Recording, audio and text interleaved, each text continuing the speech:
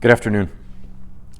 There aren't too many situations in which an adult, as they're getting ready to go off to work, they have a very important job, whatever it might be. It's adult work. It requires adult skills and adult strength to accomplish.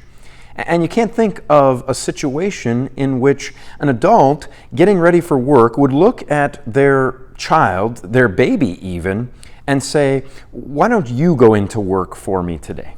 Why don't you go in and put in the 8 or 10 hours at the office? Why don't you go in and you do all of that heavy labor, spend all day out in the sun? Why don't you go and do the work and I'll stay home? It just doesn't happen because there are jobs, there are tasks that require an adult to do.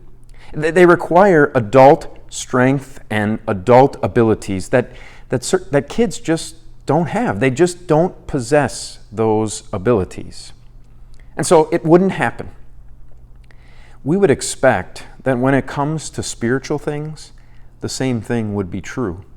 That God wouldn't look at you or me and say, there are these things that need to be done. They require a divine being. They require God strength. They require God abilities. You have to be God to get them accomplished. Why don't you do them? God would never say that to us. God would never look at us and say, you do what only I can do. And so it is that in Isaiah chapter 6, it comes across as maybe a little surprising at first that God would even be saying what he says. Here's what he says in Isaiah chapter 6, verse 8. Then I heard the Lord's voice saying, whom shall I send? Who will go for us? Then I said, here am I. Send me. God asks, who is going to go for us? And what is it that God wants someone to do? God wants someone to take his word out into the world.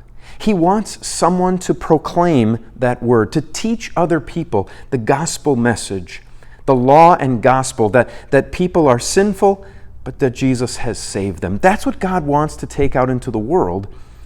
But it seems crazy to us because that seems to be work that God should do. God is the only one who can change hearts. So why would he be asking for someone to do it?